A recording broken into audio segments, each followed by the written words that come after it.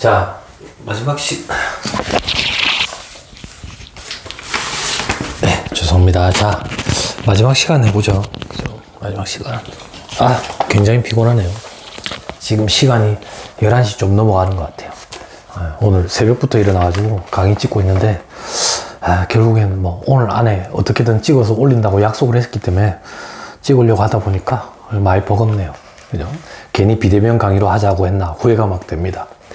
제가 실질적으로 여러분들 대면 강의로 하게 되면 3시간짜리 새어먹음이기 때문에 아침에 9시부터 강의를 시작해서 저녁 6시 되면 끝이 나요. 그럼 이제 하루 만에 끝이 나는데, 비대면 강의로 하면은 뭐 여러분들 생각에서는 교수님들은 그러면 찍어서 올리니까 훨씬 더 편하겠다 이렇게 생각할지 모르겠어요. 저도 처음에는 단순하게 그렇게 생각을 했는데 막상 해보니까 시간이 훨씬 더 많이 소요가 돼요.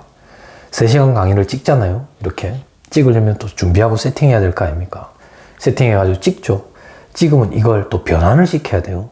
변환을 시켜가지고 뭐 인제대학교 LMS인가 여기에 또 업로드를 시켜야 되는데 그 과정이 한 2시간 걸려요. 3시간짜리 강의 하나가.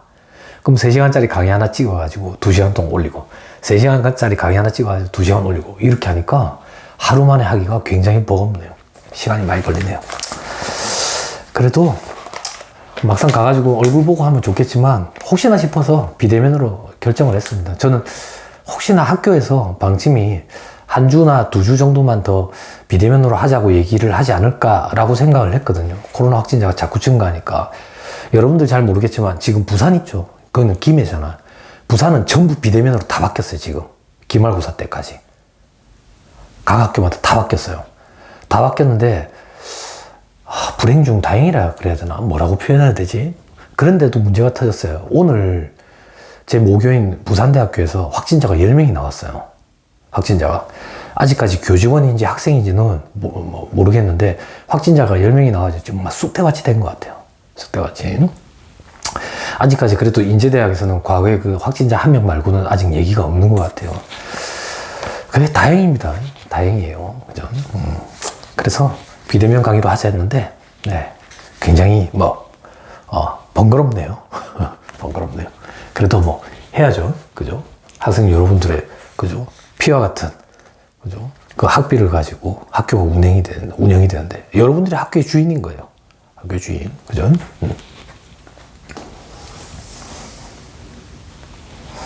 자, 해봅시다, 또. 자, 간접 부문의 예산을 수립한다. 간접 부문 예산 수립. 간접 부문이란 직접 제품 제조에 참여하지 않는 모든 부분을 말한다. 아까 했던 거 또 반복돼. 생산 부분에서 발생하는 거, 제조 직접비, 제조 간접비로 보고된다. 그래서 총 제조 원가로서 포괄손익계산상 매출 원가를 구성한다. 팔려 나가게 되면. 제품 원가를 구성하니까 그게 팔려 나가게 되면 매출 원가가 된다. 그 얘기예요. 따라서 간접 부문 예산 항목은 주로 포괄손익계산상의 판관비 항목이다. 간접 부문의 예산은 예상 기간 동안에 판관비 활동에서 발생할 것으로 예상되는 비용에 대한 예산을 의미한다. 이 예산을 용이하게 편성하기 위해서는 판관비를 변동과 고정 판관비로 구분을 한다. 일반적으로. 간접 부문의 예산 편성의 목적은 목표 생산량과 목표 판매량을 달성하기 위한 기업의 활동을 원활히 하고 지원하는 활동을, 기업의 장기적 목표를 달성하는 데 필요한 판관비를 추정하고자 하는 것이다. 예를 들어 판매량과 생산량이 증가할 것으로 예상이 되면 이를 보조하는 활동인 자료 처리 업무, 회계 업무 등도 증가해야 할 것이다. 그죠? 여러분들이 나중에 회사에 취직을 해보면 여러분들도 경영학을 전공했기 때문에 일반적으로 헤드쿼터 부서에 들어가게 돼요. 기획, 인사, 재무, 재경, 총무, 영업 이런 부서에 가게 된다고. 그런데 회사에 취직하게 되면 그런 게 한 번씩 서러울 때가 있어요. 어떤 게 서러울 때가 있냐면 연말이나 연초가 되면 노조랑 한판 붙는다고. 회사의 임원진이랑. 뭐 때문에 붙는데? 내년도에 임금 상승률을 몇 프로로 맞출 거냐? 몇 프로를 맞출 거냐? 그러면 임금 상승률을 회사에서는 낮게 잡으려 할 거고 노조에서는 높게 잡으려 하겠죠. 그런데 별 이견이 없는 부분이 있어요. 이견이 없다라는 얘기는 의견이 일치하는 부분이 있다고. 어떤 부분이? 보조 부분 있죠. 헤드쿼터 부서들. 헤드쿼터 부서들의 임금 상승률은 회사 측 주장하는 비율과 노조 측에서 주장하는 비율이 별 차이가 없어요. 왜 별 차이가 없는데? 낮아요. 그럼 노조 측에서는 생산직, 현장에서 일하는 사람들의 임금을 많이 높이기를 원해요. 그걸 주장을 하고. 그러면 보조부문, 관리부서는 별 관심이 없어요. 왜 관심이 없는데?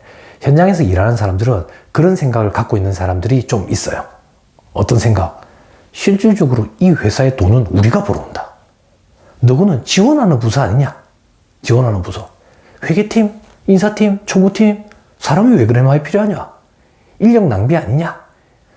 그 인력을 줄이고 현장에 인력을 더 투입시키는 게 회사의 성장을 위해서 더 바람직한 방안 아니냐? 이렇게 생각을 하시는 분들도 있어요. 그래서 한 번씩 그런 의사결정을 할 때 보면 조금 서러울 때가 있어요. 기획팀에서 노는 게 아니거든. 막상 나중에 가서 일을 해보세요. 맨날 밤샘 한다고. 맨날 밤샘에. 물론 현장에서 일하시는 분들도 힘들죠. 그런데 다 상대적이에요. 우리가 앉아서 펜대를 굴리는 직업을 갖고 있으면 몸을 쓰는 게 차라리 낫지 이래 생각을 하고, 현장에서 몸 쓰는 직업을 갖고 있으면 책상에 앉아 깔끔하게 펜대 굴리는 게 낫지. 다 상대적인 거예요. 상대적인 거. 그래요. 조금 더 읽어볼게요. 간접 부분의 예산 편성의 출발점은 단기의 실제 판매비와 일반 관리비 발생액에 대한 자료이다. 실적을 가지고 시작한다 그 얘기예요. 이 자료를 토대로 영업활동 수준의 변경, 물가 변동 등을 고려해가지고 자기의 예산을 쉽게 편성을 한다더라. 간접 부분 예산 항목에 이제 어떤 것들이 있는지를 한번 보는 거예요. 자, 급여 있죠. 급여. 여기서 말하는 급여는 간접 부분의 급여, 즉 지원활동, 본사 관리직들의 급여를 얘기하는 거예요. 현장 생산직들의 급여는 제조원가를 구성하게 되겠죠. 직접 노무비로. 자, 퇴직금. 퇴직금도 본사 관리 직원들의 퇴직금을 얘기하는 거예요. 자, 그 다음 복리후생비. 여기서 말하는 복리후생비도 본사 관리직들을 위한 복리후생비, 현장직들을 위한 복리후생비는 제조원가를 구성하게 된다고. 자, 임차료. 부동산이나 동산의 임대차 계약에 따라 지급하는 비용을 의미한다 되어 있는데, 이 임차료는 본사 건물의 임차료예요.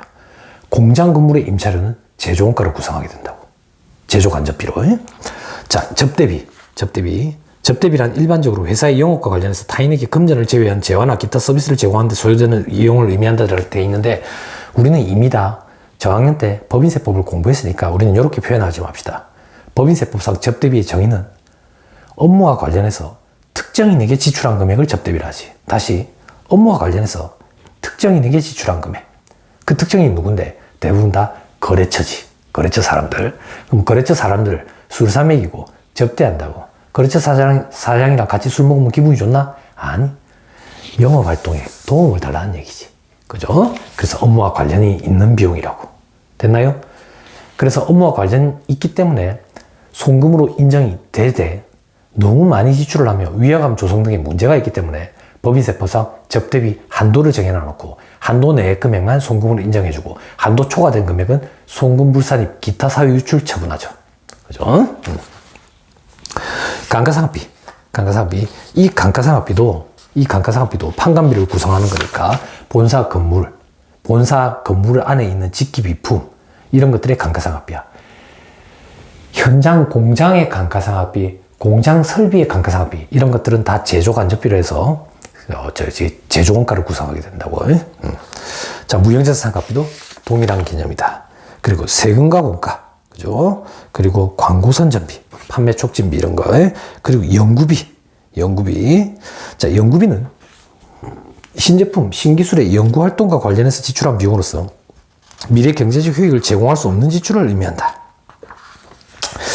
미래 경제적 효익을 제공할 수 없는 지출이라고 표현하니까 좀 그렇네요. 왜 그런데? 우리는 이미 중급회계 시간에 무형자산 파트에서 연구비와 경상개발비, 개발비라는 무형자산을 공부한 적이 있다고. 그죠? 그래서 제공할 수 없는 지출이라고 표현하는 건 조금 그래요. 뭔가 아직 가시화되기 전 단계에서 발생하는 지출은 연구비라는 비용으로 떨죠. 그죠? 뭔가 가시화돼서 시제품의 생산이 이루어지고 이런 경우에서 발생하는 지출은 개발비라는 무형자산으로 계상을 했죠. 중급회계 공부했던 거. 그죠? 자, 그러나 미래에 확신할 경제적 효익을 제공할 가능성이 있는 경우에는 개발비로 처리한다. 그죠? 자, 이런 것들이 연구활동이다. 그죠? 자, 11번에 경상연구개발비. 그죠? 나오네. 이거 한번 보여줄까? 여러분 다 중급회계 시간에 공부했겠지만 한 번만 보여주면 이 얘기예요. 기업에서 연구개발 프로젝트를 진행을 한다고. 연구개발 프로젝트가 여기부터 시작돼서 여기에 끝이 나. 그럼 이 프로젝트를 진행하는 동안에 비용, 지출이 계속 발생하는 거야. 회계에서는 그 지출을 비용으로 처리할 거냐, 자산으로 처리할 거냐, 그걸 논하는 거예요. 이걸 두 단계로 나눠. 연구 단계와 개발 단계로 나누지. 그래서 연구 단계에서 발생한 지출을 단기 비용 처리하지. 단기 비용. 그때 개정 과목은 국제 기준은 개정 과목을 국한하고 있지 않아요. 뭘 하든 상관없어요. 그런데 우리는 일반적으로 여기서 발생한 지출을 연구비라는 개정 과목을 많이 써요. 그리고 개발 단계는 두 개로 나눈다고. 개발 단계는 두 개로 나눠가지고 자산 인식 요건 6가지가 있어. 6가지를 모두 다 충족하잖아요. 그러면 충족한 시점 이후부터 발생하는 지출에 대해서는 자산, 무형자산으로 계상을 한다고. 그때 그 무형자산의 개정 과목이 개발비지. 그런데 아직 요건 6가지를 충족하지 못했는데 지출이 발생하고 있대. 이거는 단기 비용 처리하지. 그럼 이거 개정 과목을 뭐라고 하는데 국제 기준은 아무 말이 없어요. 그런데 우리나라 과거 일반 기업회계 기준에서 경상개발비라는 표현을 썼어요.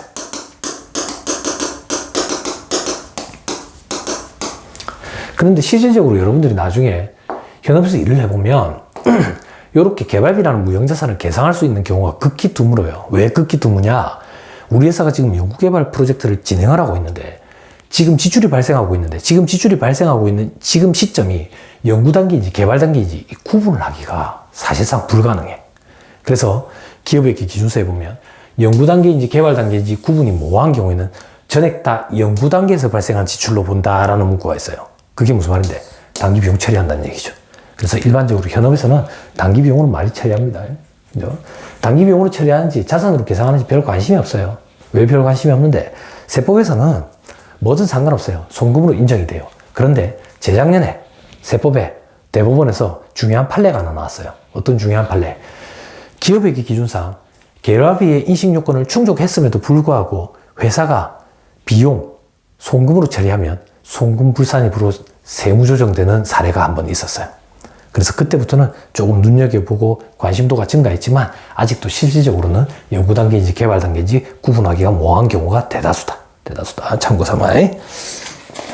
네. 방금 그 얘기는 되게 어려운 얘기예요. 어려운 얘기. 그런 건 제가 이제 법인세 실무 강의하러 다닐 때 하는 얘기예요. 참고 삼아. 여러분들도 법인세 공부했으니까 혹시나 이해할까봐. 교수님, 저는 무슨 소리인지 모르겠습니다. 괜찮아. 몰라도 돼. 그런 거 시험 문제 내고 그러지는 않아. 그죠? 자, 그 다음. 대손상각비. 대손상각비는 다 알죠? 그죠? 대손 처리한 거에. 그죠? 13번에 여비교통비. 교통비 이런 거에. 그죠? 여기서 말하는 여비교통비는 현장 직원들의 여비교통비를 얘기하는 게 아니야. 본사 관리직들. 그리고 14번에 차량 유지비. 본사 관리직이 차량 유지비야. 그죠? 그리고 통신비. 통신비 이런 것도 지급을 하거든. 그죠? 회사에 팩스, 이런 거, 복사기, 그리고 전화기, 그리고 영업팀인 경우에는 전화를 많이 사용하잖아요. 그래서 휴대폰 보조금 이런 걸 좀 준다고 해. 그런 거 통신비들. 그리고 16번에 교육훈련비. 교육훈련을 참 많이 보내주면 좋은데, 그죠? 일반적으로 대기업체들은 신입사원들 처음에 바로 일선 부서에 투입시키지 않고 한 달에서 한 달 반 정도 교육훈련을 시켜요. 큰 기업체들은 교육훈련원이 별도로 있어요. 거기 가지고 숙식하면서 거기서 교육훈련을 받아요. 그리고 나서 1년이 지나면 리프레시 교육이라 해가지고 신입사원들을 다시 불러 모아가지고 1년 뒤에 얼마만큼 성장했는지 서로 다시 피드백을 가지면서 토론하면서 교육을 하고, 그리고 3년에서 4년차 정도 되면 이제 대리 진급을 하게 되거든. 그럼 진급자 교육이라 해가지고 진급 대상자들을 상대로 교육을 해요. 거기서 성과가 있는 사람들은 진급을 하고 누락되는 사람도 있고, 그리고 과장 진급할 때도 그렇고 차장, 부장, 임원 진급할 때도 다 진급자 교육이라는 걸 받습니다. 그런 거 재밌습니다. 업무와 관련된 교육만 받는 게 아니에요. 교양 교육도 받아요. 되게 재밌습니다. 자, 그리고 수도광열비, 물세, 전기세, 가스비. 18번에 도서 인쇄비, 책값 이런 거에 혹은 인쇄비, 복사비, 그죠? 신문, 구독료, 인터넷료 이런 거, 제본비, 코팅비 생각보다 제본하는데 돈이 많이 들어요. 회의 자료가 많기 때문에 제본을 많이 떠요. 그래서 큰 기업체 같은 경우에는 제본 기계가 별도로 다 있어요. 일반적으로 기획팀에서 제일 많이 사용해요. 회의 자료를 만들다 보니까. 자, 그 정도. 자, 그 다음에 19번에 지급수수료. 지급수수료는 진짜 방대해요. 방대해. 어떤 것들이 있는지 괄호 안에 한번 볼게요. 감정수수료. 감정평가를 받아가지고 감정평가사들한테 수수료 줬다고. 그런 게 지급수수료. 경비 용역비, 캡스나 세콤 이런데, 경영 컨설팅 자문료, 경영지도사나 세무사 회계사들한테 경영 컨설팅을 받았다. 그 수수료. 계좌이체 수수료 뭐 이런 건 당연할 거고, 세무기장료, 저한테 맡긴다고. 그럼 제가 장부 기장을 하고 수수료를 받아. 그런 것들. 도메인, 인터넷, 도메인, 서버 관리 이런 것들. 그리고 뭐 이런 것들이 있겠죠. 그죠? 자, 그리고 20번에 소모품비. 기타 자질한 소모품들 있죠. 복사비라고 되어 있는데, 복사기가 아니라 복사기에 들어가는 용지들, 이런 게 소모품비. 복사기는 일반적으로 자산으로 잡아요. 자산으로 잡아요. 복사비 구입비라고 되어 있는데, 복사기는 일반적으로 자산으로 잡습니다. 복사기가 1000만원씩 하거든. 복사기가. 그래서 일반 기업체에서는 뭐 복사기를 구입하는 경우도 있지만, 렌탈을 많이 합니다. 렌탈을 하게 되면 그게 임차료가 되는 거예요. 임차료가. 복사기, 정수기 이런 거 관리하기가 힘들잖아. 직원들이 자기 할 일도 바빠 죽겠는데 그것까지 어떻게 관리를 해. 복사기 종이가 걸렸대. 어쩌냐고. 내가 뭐 기술자도 아니고 뭐 열어가지고 종이 빼다 보면 막 손 뒤고 이런다고. 그래서 일반적으로 렌탈을 많이 해. 기사를 불러가지고 하죠. 그죠? 거기에 들어가는 용지대금 이런 거, 그리고 뭐 건전이나 전구 구입 비용 이런 거, 이런 것들이 소모품이라더라. 소모품. 필터 교체한다든지 뭐 이런 것들. 혹은 막 키보드 같은 거 사한다든지. 키보드 이런 건 별도로 자산으로 안 잡습니다. 너무 저렴한 금액이기 때문에, 적은 금액이기 때문에 중요성 요건에서 되게 중요하지 않다라고 보는 거예요. 단기 비용 처리하는 거죠. 또 마우스 이런 거, 혹은 뭐 가습기 이런 거, 가습기. 자, 21번에 보험료, 보험료도 들어갈 거고. 자, 그리고 22번에 운반비 이런 것도 있고, 23번에 외주를 주는 경우에는 외주 용역비 이런 거, 외주 용역비, 외주 가공비 이런 거. 자, 그리고 회의비, 뭐 다과 음식물 제공이라고 되죠. 회의할 때 입이 심심하잖아. 그죠? 그래서 커피를 한 잔씩 먹을 수도 있고, 그죠? 쿠키 이런 것도 먹을 수도 있고, 사탕 이런 거, 그런 게 회의비다. 그리고 잡비, 그런 거 말고 한 번씩 발생하는 거, 이런 게 잡비다. 중요하지 않기 때문이다. 중요하지 않기 때문에, 뭐 보면 뭐 오물수거비 방범비라고 돼 있는데, 이런 건 아닙니다. 일반적으로 세콤을 다 맡기니까. 뭐 오물수거비도 쓰레기가 정기적으로 나오면 잡비로 잡지 않습니다. 일반적으로 여러분들이 회사에 취직해보면 잡비 금액은 다 작습니다. 금액이 적어요. 잡비 금액이 크면 위에 윗선에 보고 들어갔을 때, 결제하러 들어갔을 때, 잡비 금액이 왜 이렇게 크냐? 이 안에 내역이 뭐냐? 파악하고 싶어 합니다. 그래서 일반적으로 잡비 금액 중에 큰 금액들은 별도의 계정 과목을 하나를 설정을 해가지고 그걸로 잡아 놓습니다. 그래서 잡비 금액은 대부분 다 적어요. 오물수거비를 예를 들어볼까? 오물수거비가 요번에 쓰레기 갖다 버리는데 폐기 처리해야 되는 쓰레기라 가지고 용달차를 한 대 불렀다고 대절을 했어. 그 업체가 쓰레기를 대신 버려주는데 한 차에 25만 원이래. 근데 올해 발생하고 나면 한 몇 년간 발생할 일이 없어. 그러면 자빠지 처리하고 말겠지. 근데 이게 매달 혹은 매년 발생할 거래. 그러면 별도의 계정 과목을 설정을 합니다. 그래가지고 거기에다가 달아요. 됐죠? 그게 유능한 직원입니다. 그죠? 파악할 수 있게 보는 게, 구분해 놓는 게.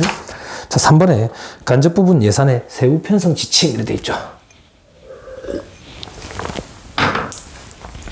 자, 간접 부분 예산 항목에 대한 편성은 자사의 예산 편성 지침에 의해서 작성을 한다. 당연하지. 예산 편성 지침에 의거해야 되겠지. 그죠? 자, 다음은 예산 편성 지침에 대한 기준이 다 되어 있죠. 그죠?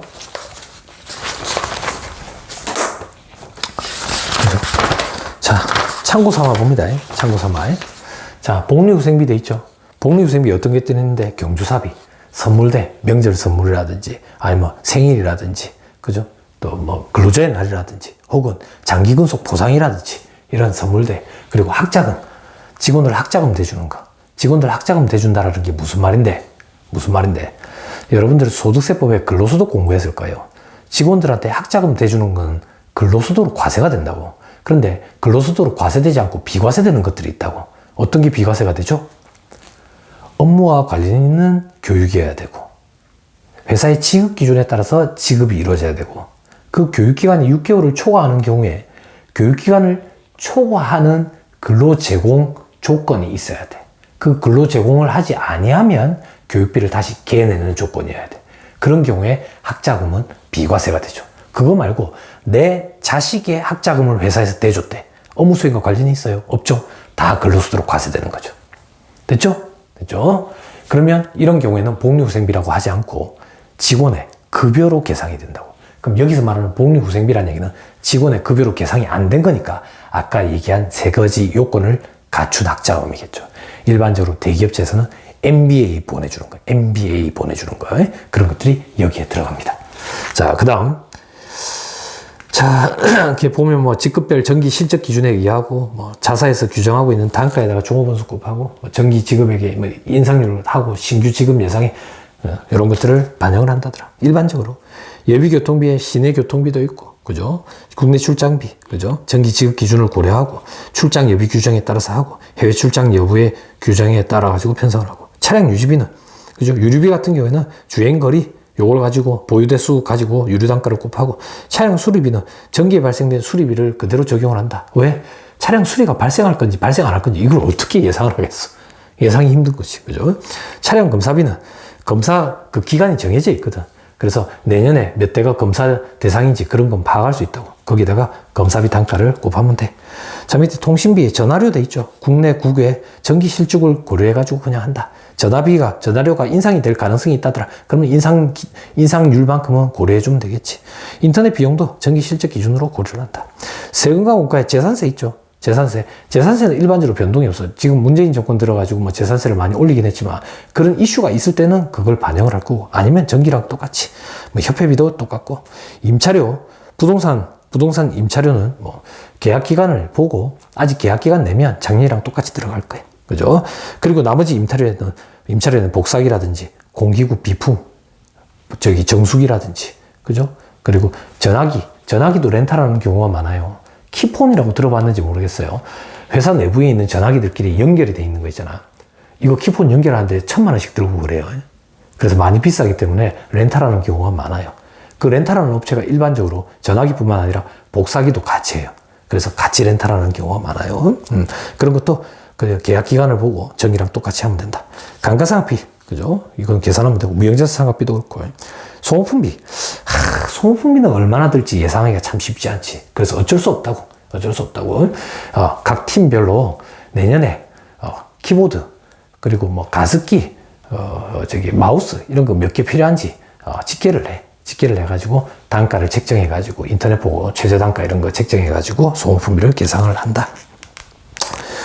자, 보험료 돼 있죠. 자동차 보험료, 화재 보험료 이런 것들은 정기 실적 기준으로 해가지고 한다. 접대비도 참 힘들다고. 일반적으로 정기 기준을 많이 하는데 올해 신규 업체 거래처가 많아졌다더라. 그러면 조금 증가시켜야겠죠. 뭐 이 정도. 그리고 회의비, 교육훈련비는 사내교육, 위탁교육 이런 거 있죠. 교육훈련비는 책정할 수 있습니다. 내년에 교육예산이라는 얘기는 내년에 예정된 어떤 교육이 있는데 거기에 어느 팀에서 몇 명씩 얼마 기간 동안 보낼 건데 이걸 가지고 교육비 예산을 잡아요. 근데 물론 지금같이 코로나 시국에서는 그런 교육이 다 취소되는 경우가 많죠. 그럼 교육비 예산 집행이 안 되는 거죠. 자, 그리고 도서 인쇄비, 그죠? 전기 간행물, 신문, 잡지, 통신 이런 거는 뭐 예상할 수 있다. 도서대를 어떻게 예상하겠어? 올해 책이 몇 권 필요한데 이걸 어떻게 예상하겠냐고. 근데 일반적으로 회사에서 세법책 같은 경우에는 매년 사거든. 그런 거는 예상할 수 있겠지. 그 외에는 예상하기가 힘드니까, 그죠? 정기 기준으로 그냥 따라간다. 자, 그리고 수도광열비, 그죠? 전기세 이런 거, 그죠? 사용량을 판단을 해가지고 계산을 대략이라도 한다.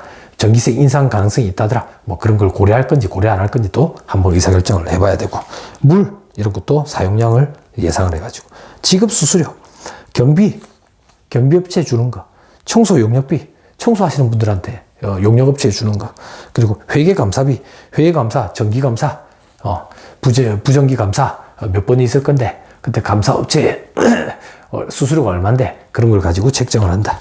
광고 선점비. 광고 선점비는 어떻게 책정을 하겠습니까? 여기 밑에 보니까 뭐 과거 실적을 고려해서 편성한다 돼 있는데, 아까 했었죠. 연기준 재산, 제로 베이스에서 다시 세팅을 하는 경우가 많다. 다 했네요. 다 했다. 자, 간접 부분 예산 수립하기. 또 안전 유의사항 한번 볼게요. 종합 예산의 수립 편성 지침은 기업의 상황에 따라 기준을 다르게 정하는 것이므로 판매 비용, 제조 비용 계정 항목 구분에 재분류 필요 여부를 반드시 검토를 한다. 예산 편성 범위는 기업의 규모 및 관리 조직 등의 여건을 고려해서 적정한 수준으로 결정을 한다. 기업 여건과 맞지 않는 예산 편성 범위는 오히려 관리 효율을 저해함에 유의해야 된다. 유의해야 된다. 자, 몇 장 안 되니까 보고 끝내버립시다. 자, 밑에 수행 순서에 간접 부분 예산 항목을 구분할 수 있다 돼 있죠. 부가손익계산상 판관비, 고정비서, 고정판관비, 변동비서, 변동판관비 구분한다. 박스 2번에, 자, 1번에 변동비 성격의 판관비 예산 편성 기준을 수립하고, 고정 판관비 예산 편성 기준 수립하고, 연구개발비 기준 수립하고. 자, 박스 3번에 판관비 예산 수립하는데 최근 3개년간 손익계산서의 계정 과목별로 금액 증감 내역을 파악을 한다. 그죠? 요거는 안 읽을게요. 안 읽고 아까 했던 얘기. 그래서 3개년간 평균을 쳐가지고 그 평균치를 반영하는 것도 있고, 매출액 추세에 따라서 비슷하게 움직이는 거는 그 증가율을 좀 반영을 해주고, 매출액이 증가했는데도 불구하고 감소하는 추세인 경우에는 그 감소율을 좀 반영을 해주고, 매출액이 증가하는데도 불구하고 판관비가 들쭉날쭉 한다더라. 그럼 어쩔 수 없이 평균을 좀 쳐야 된다더라. 그죠? 그런 거.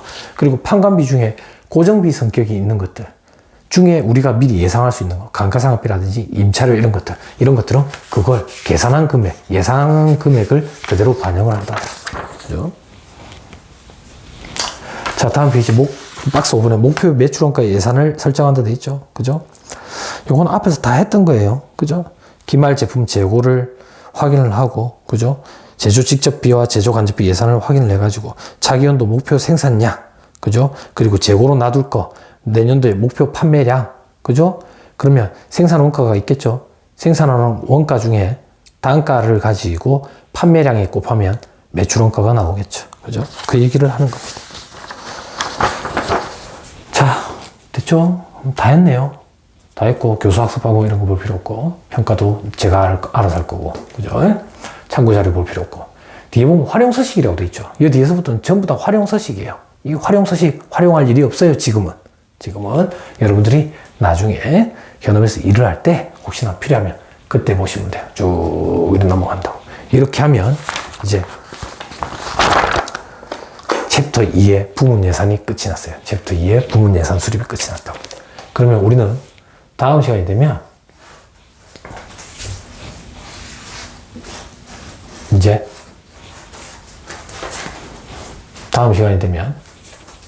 요걸 하는 거예요. 연간 종합 예산을 수립하는 거. 이걸 하는 거예요. 이미 다 했어요. 첫 시간에 연간 종합 예산을 어떻게 수립하는지 다 얘기했죠. 그래서 챕터 2에서 부문별로 이제 어떻게 수립하는지 봤고, 이제 이걸 종합해 볼 거예요. 종합하면서 서로 피드백을 받겠죠. 그죠? 다음 시간부터는 연간 종합 예산 수립에 대해서 과정이 이루어질 거고, 지금 계획으로는 비대면 강의는 오늘까지만. 그죠? 이 수업이 IBP 1병행 학습제이기 때문에 무조건 대면 강의로 이루어져야 된다는 게 학교 방침이랍니다. 그래서 다음 주에 큰 이변이 없는 한, 큰 이변이 있으면 미리 사전에 공지를 할 거고, 큰 이변이 없는 한 대면 강의로 찾아뵐게요. 그죠? 한 주간 동안 별거 없었으면 좋겠어요. 건강관리 잘 하고요. 다음 주에 뵙겠습니다. 수고하셨습니다.